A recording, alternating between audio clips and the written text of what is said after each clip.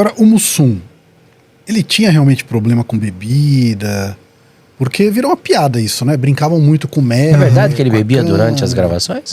O Mussum é incrível, assim, a unanimidade, né? Todo mundo fala que era o cara mais legal, Sim. mais bacana. O que ele era na televisão, ele era fora. O cara super simpático, tipo, tinha filmagem. Dedé falou isso. No intervalo das filmagens, ele ia lá beber com o câmera, com o contra-regra. Ele se envolvia com todo mundo, né? O Mussum teve 4 ou 5 filhos com 4 ou 5 mulheres diferentes, né? Nunca repetiu. Toca aqui, mano. Esse é o cara também.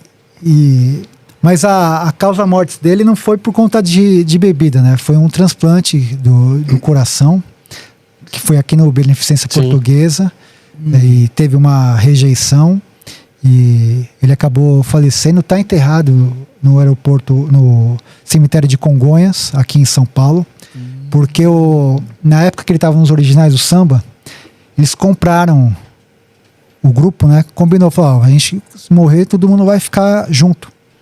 E aí a dele tá lá. Junto com o pessoal dos originais. Que já foi. Que já foi.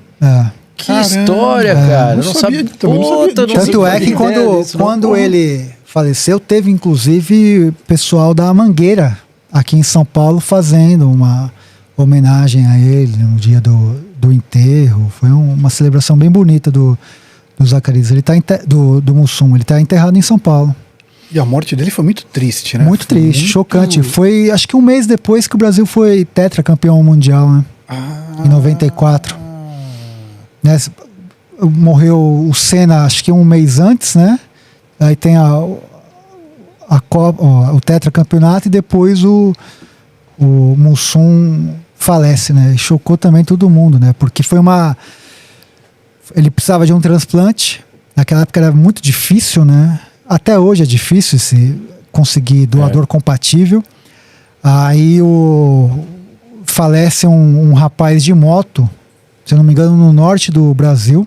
A Globo freta um avião, traz o coração desse rapaz para São Paulo, fazem o transplante, comemoram, falam que é um sucesso, e no dia seguinte dá uma reviravolta e ele acaba falecendo. Eu acho que assim, a morte do Zacarias em 90 ajudou pra mim é o fim dos Trapalhões, né? Porque daí eles começam a fazer aquela Vila Vintém, Trapotel, aquelas bobajadas todas. Mas aí quando o Mussum falece, já não tinha razão de... Não, aí realmente quebrou mesmo. Mas depois, né, se eu não me engano, em 96... Quando ele colocou Jacaré e... ainda não. Né? Ali depois, né? 96. Então, nessa época, entra a Andréa Sorvetão. Eles dão mais espaço pro Tião Macalé, o Conrado. Tem diversos quadros. Num desses quadros, que é nos Cafundó do Brejo, só o Renato atua. Mussum e Dedé não. Daí também, e nessa época eu entrevistei o diretor era o José Lavini. José Lavini dirigiu muito tempo Cacete Planeta. E parte da turma do Caceta fazia o roteiro do programa e tal. E eu perguntei pra ele, falei, mas por que naquela época só o Renato aparecia nos Cafundó do Brejo? Os Cafundó, se eu não me engano, tinha a Letícia Spiller, tinha um pessoal, tinham mais uns 2 atores. Puta, eu não me lembro desse. E aí ele falou, foi uma opção do Renato. O Renato não queria atuar com Dedé e Mussum. Ele chegou, inclusive, a pedir a cabeça dos dois pra Globo e o Boni não aceitou. Caramba! Olha que coisa. Porra! Porque ele queria estar ali sozinho. Sozinho. Ele não queria mais os dois e queria que a Globo afastasse Dedé Santana e Mussum. Caramba, que história, hein? Deslealdade total. Deslealdade, né? Porque começaram juntos ali. E aí, enfim, em 95 tem reprises, depois fica ele e o Dedé, aí depois eles vão para Portugal, ficam 2 ou 3 anos lá, daí levam o Roberto Guilherme, né, o Sargento Pincel, fazem sucesso. Até que a Globo decide fazer a Turma do Didi, alguma coisa assim. E aí ele não leva o Dedé Santana. E aí aquele choque, falou, pô, por que não levou o Dedé? Ele fala, foi uma opção da Globo. Pô, o cara é o Renato Aragão. Se ele chega pra Globo e falar, eu quero o Dedé Santana, a Globo vai topar. Claro. É como a Xuxa falar que a culpa é tudo da Marlene Matos, né? Aí o Dedé faz o Comando Maluco. E aí fica um brigando com o outro em audiência. O Dedé no SBT e o Renato na Globo. E muitas vezes o Dedé ganhou. Porque o público foi pro Dedé. Sim. E aquela briga dos dois na imprensa, tal, um falando mal do outro.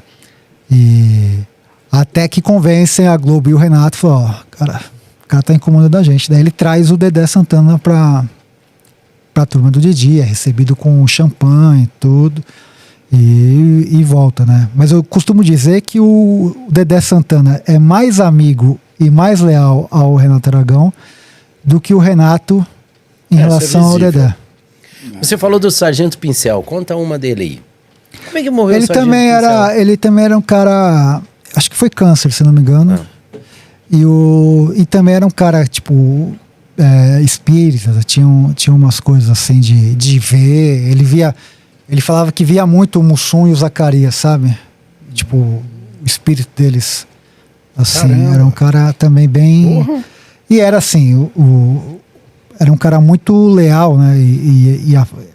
O que contava que era super puxa-saco do Renato, né? Porque era dependente dele, né? Era o patrão do cara, né? Então ele tinha que fazer esses afagos todos para poder trabalhar com e o aquele, Renato. como é que é? Ih, nojento.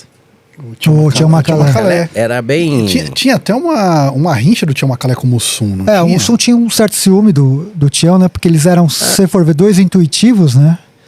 O Tião era um cara que não precisava fazer muito esforço para fazer graça, igual o Mussum, né? Um cara extremamente carismático, cativante.